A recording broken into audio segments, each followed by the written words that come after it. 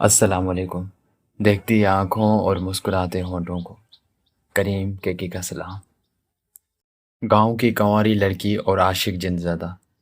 اس کے ایپیسوڈ 2 میں آپ دیکھیں گے کہ میں جب بھی گھر میں اکیلی ہوتی تب ہی وہ عورت میرے سامنے آتی تھی۔ مجھے اس کی پرچھائی سے بھی ڈر لگتا تھا، لیکن جس طرح سے اس نے مجھے قسمت بدلنے کا لالچ دیا تھا، اب میں شدت سے اس کا انتظار کرنے لگی تھی۔ پھر اس دن اچانک امی کی سب سے چھوٹی بہن نے قرآن خوانی کروائی تو ہم سب کو دعوت دے کر چلی گئی۔ انہوں نے سختی سے تاکید کی تھی کہ تم سب لوگوں کو میرے گھر آنا ہے، کیونکہ رات کا کھانا وہیں پر ہوگا۔ میرے سر میں بہت درد ہو رہا تھا۔ امی بار بار مجھے تیار ہونے کا کہہ رہی تھی، لیکن پھر میں نے انکار کر دیا اور کہنے لگی کہ آپ بہنوں اور چھوٹے بھائی کو لے کر چلے جاؤ، میں ابو کے انتظار میں گھر میں ہی رک جاتی ہوں، وہ شام کو آئیں گے تو ان کو کھانا کون نکال کر دے گا۔ امی کے بار بار اصرار پر ہی میں تیار نہ ہوئی تھی، بلکہ کسمندلی سے بیٹھی رہی۔ ایک سستی سی میرے وجود میں چھائی ہوئی تھی۔ پھر امی نے مجھے میرے حال پر چھوڑ دیا اور کہنے لگی ٹھیک ہے، جیسے تمہاری مرضی، ابو تمہارے کام سے واپس آئیں تو انہیں کھانا نکال کر دے دینا، ہم رات کو 12-1 بجے تک واپس آ جائیں گے۔ یوں امی اور چھوٹی بہنیں تیار ہو کر چلی گئیں۔ ابو بھی 12 بجے سے پہلے نہیں آتے تھے، کیونکہ ان کا کام ایسا ہی تھا۔ اب میں اکیلی گھر میں موجود تھی۔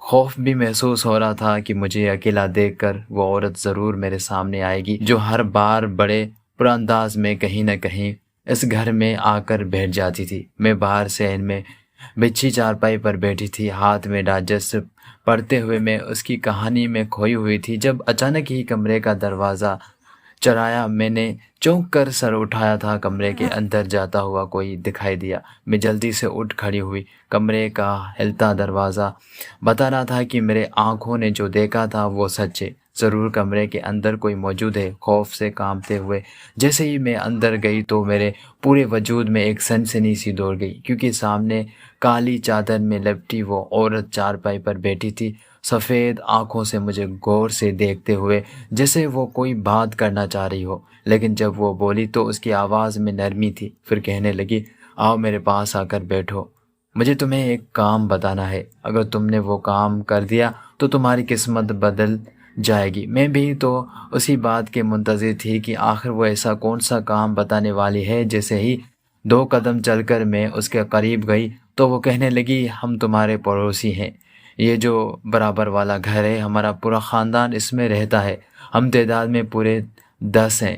میں حیران تو ہو کر رہ گئی، پھر گڑبڑاتے ہوئے کہنے لگی لیکن اس گھر میں تو کوئی بھی نہیں رہتا، وہ تو گھر خالی پڑا ہے۔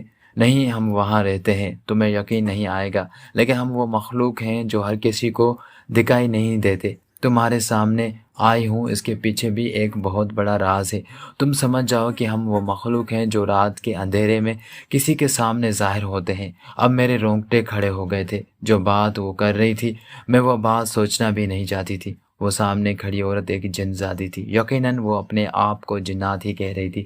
میرا خوف سے پیلا پڑتا چہرہ دیکھ کر کہنے لگی گھبراؤ مت، ہم بد فطرت جنات نہیں ہیں، بلکہ ہم نیک جنات ہیں، سالوں سے اس گھر میں رہتے آ رہے تھے، جس گھر میں اب صرف کچرا اور گندگی موجود ہے۔ جب میں اس گھر میں آئی تھی تو میرے بچے بھی نہ تھے، میں ایک جن ذات سے شادی کی اور اس گھر کو اپنا گھر سمجھ کر رہنے لگی۔ کچھ عرصے بعد ہی میرے ہاں بچے نے جنم لے لیا۔ اس گھر میں رہتے رہتے میرے پورے 8 بچے ہو گئے۔ میں خوشی تھی کہ میرا گھر مکمل ہو گیا تھا، لیکن نہیں جانتی تھی کہ جس گھر میں رہ رہی ہوں اس میں انسان اس قدر گندگی مچا دیں گے۔ وہ پہلا دن تھا جب ایک دن میں اٹھی تو میں نے گھر کے صحن میں پڑا ہوا کچرا دیکھا۔ مجھے بہت غصہ آیا، کیونکہ گندگی میں ہم کبھی بھی رہ سکتے تھے۔ میرے سارے بچے نماز قرآن پڑھنے والے اور عبادت کرنے والے تھے، لیکن پھر نہ جانے ایسا کیا ہوا کہ رفتہ رفتہ لوگوں نے اس گھر میں کچرا پھینکنا شروع کر دیا۔ اب ہم بہت پریشان رہنے لگے، ہمارا جینا مشکل ہو گیا تھا۔ جب بھی میں غصے میں ایسی کوئی حرکت کر بیٹھتی تو آس پڑوس کے لوگوں کو یہ محسوس ہو جاتا کہ ضرور یہ گھر آسیب زدہ ہے۔ یوں لوگ اس گھر سے خوف کھانے لگے تھے، لیکن پھر بھی کچرا پھینکنا نہیں چھوڑا۔ اب تم ہماری مدد کرو اور کسی طرح بھی کر کے ہمارا گھر صاف کروا دو، یہ گھر تمہیں ہی صاف کرنا ہوگا۔ اس کے بعد میرے پاس ایک ایسی چیز ہے جسے دیکھ کر تم اپنی قسمت بدل لوگی، لیکن اگر تم نے یہ کام کر دکھایا تو تمہارے گھر میں جتنی بھی پریشانیاں ہیں وہ سب آہستہ آہستہ کر کے دور ہو جائیں گی۔ تم نے لوگوں کو بتانا ہوگا کہ ہم اس گھر میں رہتے ہیں، تو وہ اس گھر میں گندگی نہ پھیلائیں۔ جس طرح تم نے یہ گھر صاف ستھرا کر لیا ہے، اسی طرح ہمارا گھر بھی ایسے پاک صاف کر دو تاکہ ہمیں عبادت کرنے اور رہنے میں پریشانی نہ ہو۔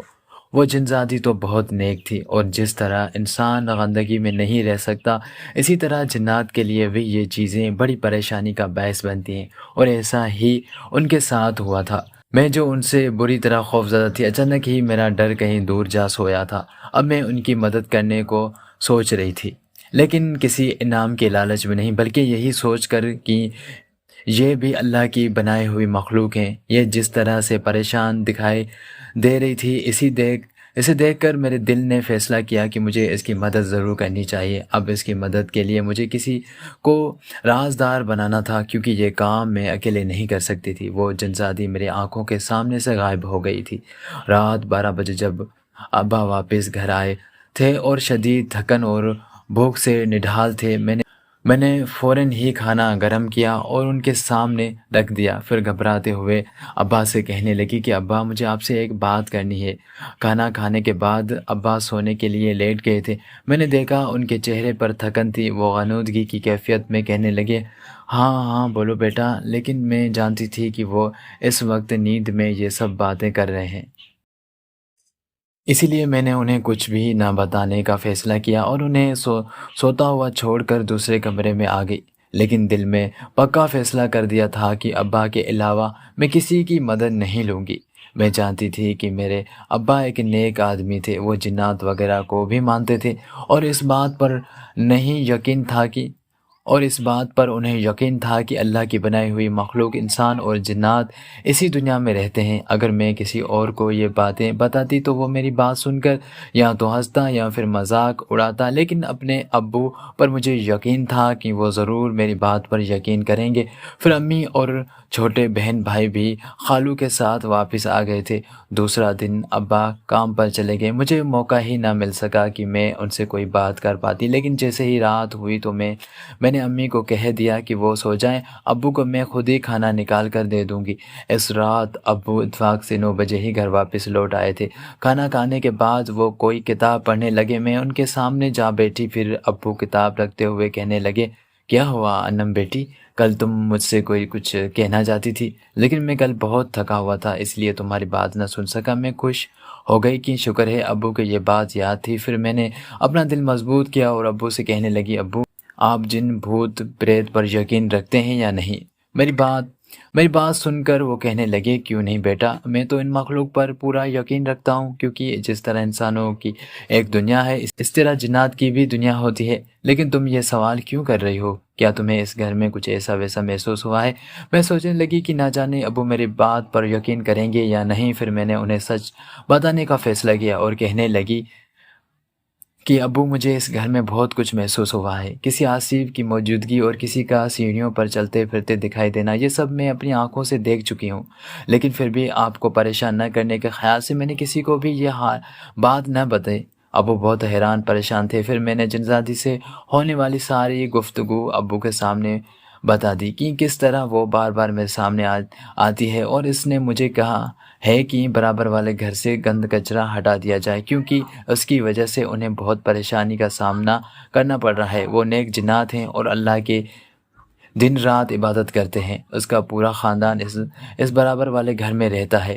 ابا کہنے لگے، مجھے یقین ہے تم بالکل سچ کہہ رہی ہو، کیونکہ جب میں یہ گھر کرائے پر لینے لگا تھا تو مالک مکان نے مجھے پہلے ہی یہ سب بتا دیا تھا کہ یہ دونوں گھر میرے ہیں۔ لیکن نہ جانے کیوں جب میں یہ گھر تعمیر کروا رہا تھا تب سے ہی میرے ساتھ ایسے عجیب واقعات پیش ہوئے کہ میں خود ہی خوفزدہ ہو گیا۔ اس گھر میں جب بچے رہنے لگے تو ان کے ذہنوں پر بھی جن بھوتوں کا خوف سوار تھا۔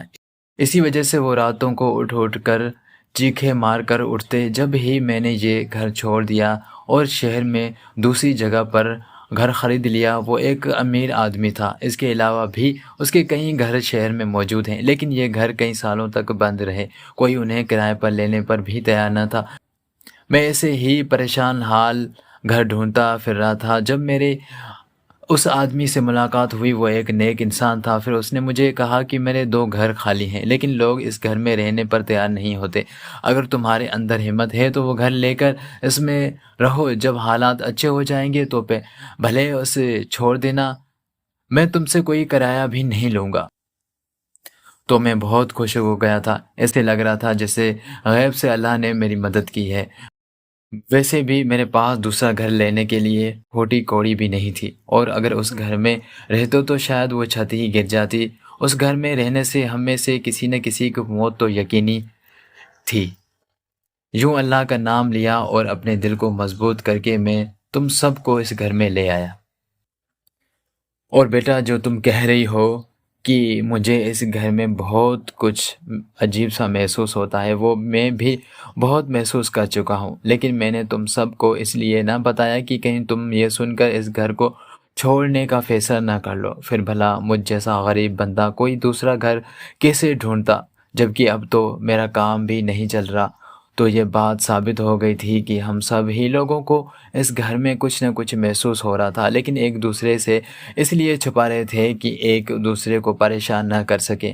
پھر میں اپنے ابو سے کہنے لگی کہ اب ہمیں یہی سوچنا ہے کہ آخر ہم اس گھر کو کیسے صاف ستھرا کر سکتے ہیں تاکہ اس کی مدد کی جا سکے۔ اس مخلوق کی مدد کر کے ہمیں خوشی ہوگی۔ پھر ہم دونوں باپ بیٹی نے رات کی تاریکی میں یہ کام کرنے کا فیصلہ کیا، اور سب کے سو جانے کے بعد ہم اس گھر سے کچرا ہٹانے لگے۔ وہ کہیں زیادہ تھا۔ اس گھر میں جگہ جگہ پر گندگی اٹی ہوئی تھی۔ اتنے سارے کچرے کو کسی دوسرے جگہ پر منتقل کرنا آسان نہ تھا، لیکن میں اس سارے کچرے کو اکٹھا کرتی اور ابو کہیں دور جا کر پھینک آتے۔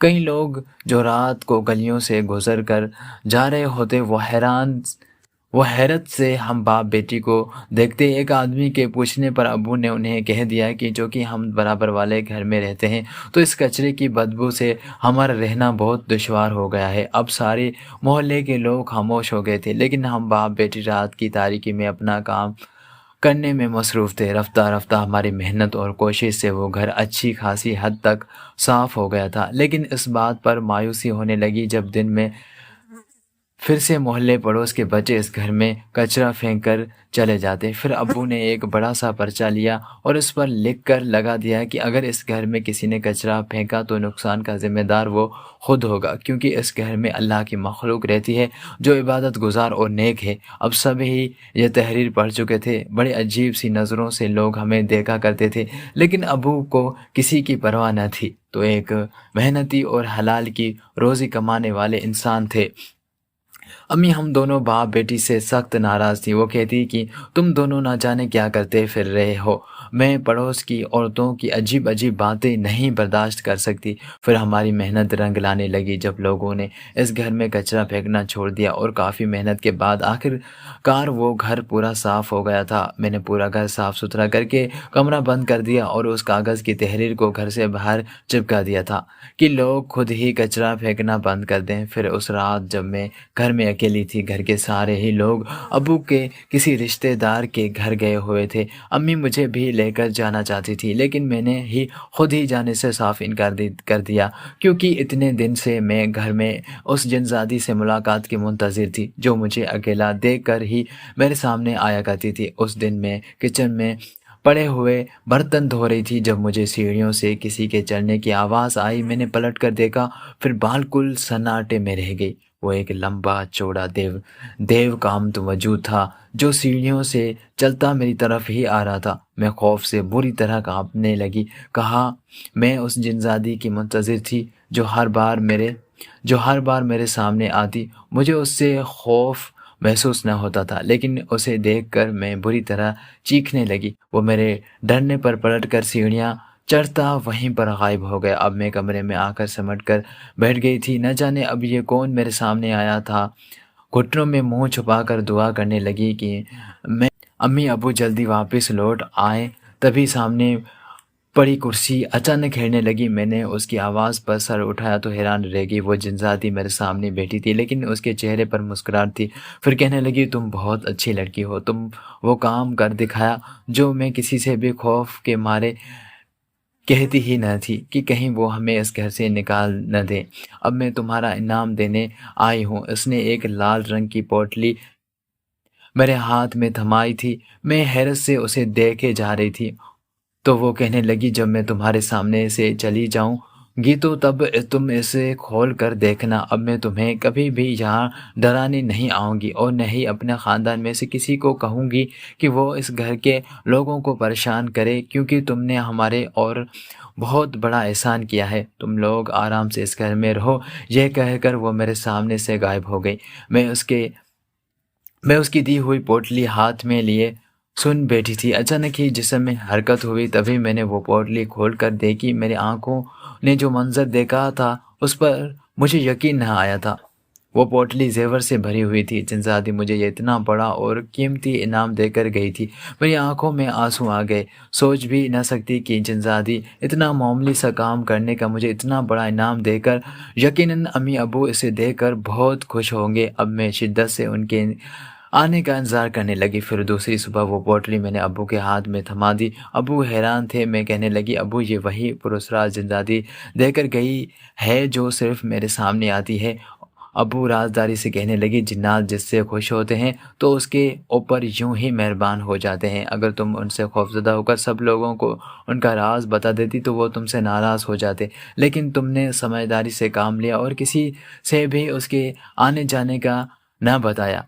अबू मेरे समझदारी की तारीफ़ कर रहे थे। फिर मैंने अबू से कहा कि हमने अब ये दोनों घर ख़रीदने हैं। मैं नहीं चाहती कि जिनज़ादी का ख़ानदान ये घर छोड़कर कहीं और जाए। इस तरह से इन दोनों घरों पर हमारा कब्ज़ा हो जाएगा। जब अबू ने इस ज़ेवरात में से कुछ दुकान पर जाकर बेचे तो बहुत महंगे दामों बिके थे, क्योंकि वो बिल्कुल असली और कीमती थे। सारे सुनार ने उनकी मुँह मांगी रकम दी थी। हमारे हालात इतनी तेज़ी से बदले कि मोहल्ले पड़ोस के लोग हैरत से दंग रह गए। अब अब्बू आइसक्रीम वाली फैक्ट्री में काम न करते थे, बल्कि उन्होंने अपना कारोबार शुरू कर दिया था। फिर एक दिन वही पड़ोसन औरत अम्मी के पास आई और कहने लगी, बहन ऐसा राज हमें भी बता दो कि आखिर तुमने ऐसा किया क्या, ये दोनों घर खरीद लिए, इतनी दौलतमंद तुम तो लोग न लगते थे। तो अम्मी कहने लगी, बस यूँ समझ लो कि किसी नेकी का सिला मिला है जो हमने किसी के साथ की थी। फिर एक रात मैं अपने कमरे में सोई, तभी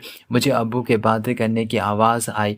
मैं हैरत से उठ कर गई तो अब्बू सहन में कुर्सी पर बैठे किसी से बातचीत कर रहे थे। सामने वाला वजूद मुझे दिखाई न दिया था। मैं हैरत से आंखें मुसलसल देखने लगी कि कहीं मैं कोई ख्वाब तो नहीं देख रही। ये अबू आधी रात को किससे बातें कर रहे हैं। मैं पलटकर वापस कमरे में आकर लेट गई। कई घंटों तक मुझे नींद न आई, लेकिन ये राज मैं अब्बू से ज़रूर पूछना चाहती थी कि आखिर वो रात को किससे बातें कर रहे थे। फिर दूसरे दिन वो मेरे उठने से पहले ही वो दुकान पर चले गए थे। उनका कारोबार खूब तरक्की कर रहा था। लेकिन जैसे ही रात हुई मैंने उन्हें अकेला बैठा देखा तो मैं उनके पास चली गई और रात वाली बात का ज़िक्र कर दिया। अब्बू मेरे बात सुनकर मुस्कुराए, फिर कहने लगे, मैं तुम्हारे मुतल्लिक़ ही किसी से बात कर रहा था। मैंने हैरत से उन्हें देखा तो वो कहने लगे, वो वही जिनज़ादी थी जो अब मेरे सामने भी ज़ाहिर हो गई थी। वो मुझसे तुम्हारा रिश्ता मांग रही थी, वो भी अपने जिनज़ाद बेटे के लिए। अब्बू की बात सुनकर तो मेरे होश उड़ गए थे। फिर मैं रोते हुए कहने लगी, नहीं नहीं अब्बू, मैं हरगिज़ उस जिनज़ादे से शादी नहीं करूँगी, वो बहुत खौफनाक है। तो अब्बू मेरी बात सुनकर मुस्कुरा दिए। फिर कहने लगे, मैं इतना नादान भी नहीं हूँ कि अपनी बेटी की शादी किसी जिनज़ाद से करूँगा। मैं उनसे साफ इनकार कर दिया है। वो जिनज़ादी कह रही थी कि आपकी बेटी बहुत अच्छी और फरमानबरदार है। मुझे अपने बेटे के लिए किसी ऐसी ही नेक जिनज़ादी की तलाश है। लेकिन मैंने उसे कह दिया है कि दूर जंगल में एक आमिर रहता है, उसके कब्ज़े में कई नेक जिनज़ादियाँ हैं, तो उनमें से जाकर अपने बेटे के लिए किसी से भी शादी कर सकती हो। اب برابر والے گھر میں کوئی ہلچل محسوس نہ ہوتی تھی، ایسے لگتا جیسے جنزادی یا اس کے خاندان کا وہاں کوئی وجود ہی نہ ہو۔ پھر یہ راز ابو نے ہی مجھے بتایا تھا جب وہ کہنے لگے کہ جنزادی اپنے خاندان کے ساتھ اس گھر سے ہمیشہ کے لیے چلی گئی ہے۔ یہ انہوں نے کیسے کیا تھا یہ بعد میں جاننا چاہتی تھی۔ پھر ایک دن رازداری سے وہ کہنے لگے، جس عامل کے پاس میں نے اس جنزادی کو بھیجا تھا اس کے سمجھانے پر ہی وہ انسانوں کی دنیا سے دور اپنے قبیلے میں خاندان کو لے کر چلے گئی ہیں، لیکن اس نے وعدہ کیا ہے کہ وہ ہم دونوں باپ بیٹی کو جب کسی پریشانی میں گرفتار دیکھیں گی ہماری مدد کرنے کو پہنچ جائیں گی۔ اب ہمارا دوسرا گھر بھی بالکل ہر قسم کی مخلوق سے پاک ہو گیا ہے، ہم اس میں پھر رہائش اختیار کر سکتے ہیں۔ سوچ رہا ہوں کہ کسی ایسے لڑکے سے تمہارا رشتہ طے کر دوں جو غریب اور کرائے کے گھر میں رہتا ہو، تاکہ اسے اپنا گھر داماد بنا لوں گا اور کاروبار میں بھی وہ میرا ہاتھ بٹا دے گا۔ ابو کی بات پر میں شرما گئی۔ پھر ابو نے میری شادی کے لیے ایک ایسے ہی لڑکے کو منتخب کیا تھا جو بہت غریب اور نوکری کی تلاش میں تھا۔ وہ ایک پڑھا لکھا سمجھدار لڑکا تھا۔ اس کے ساتھ میری شادی طے کی تو میں اسی گھر میں آ کر رہنے لگی۔ اب بھی کبھی گھر میں اکیلی ہوتی ہوں تو جنزادی مجھ سے ملنے کبھی کبھار اس گھر میں آ جاتی ہے۔ وہ کہتی ہے کہ وہ اپنے اس پرانے گھر کو کبھی نہیں بھول پائے گی، لیکن چونکہ میں اس کی ساری کہانی سے واقف ہوں تو مجھے اس کے آنے جانے سے کبھی پریشانی نہ ہوئی۔ ہاں، میرا شوہر گھر میں ہونے والی کبھی کبھار عجیب و غریب حرکت سے ضرور خوفزدہ ہو جاتا ہے۔ اسے یوں ڈرتا دیکھ کر میں من ہی من میں مسکرا دیتی ہوں، لیکن میں نے سوچ لیا ہے کہ جب میں اسے جنزادی اور اس کے خاندان کی یہ کہانی سناؤں گی کہ کس طرح اس نے میری مدد لے کے اس گھر کو پاک صاف کروایا تھا، تو وہ ضرور ڈرنا چھوڑ دے گا۔ آج میں اپنے شوہر کے ساتھ ایک بہت خوشحال زندگی گزار رہی ہوں۔ تو ڈیئر فرینڈز، یہ تھی آج کی ہماری ایک بہت ہی خوفناک کہانی۔ امید ہے آپ کو پسند آئی ہوگی۔ اگر آپ کو پسند آئی ہو تو کمنٹ سیکشن میں اپنی قیمتی رائے کا اظہار ضرور کیجیے گا، آپ کمنٹ نہیں کرتے۔ اور اگر آپ کے پاس بھی کوئی بہت ہی پیاری اسٹوری ہے، اس طرح کی خوفناک ہارر اسٹوری ہونی چاہیے، تو اگر آپ کے پاس ہے تو پلیز آپ اسکرین پر جو نمبر شو ہو رہا ہے اس پر ہمیں واٹس اپ ضرور کیجیے گا ریٹن میں، تو انشاءاللہ اور آپ کا نام بھی اس میں لیا جائے گا اور وہ اسٹوری آپ کی ضرور ہم اپلوڈ کریں گے۔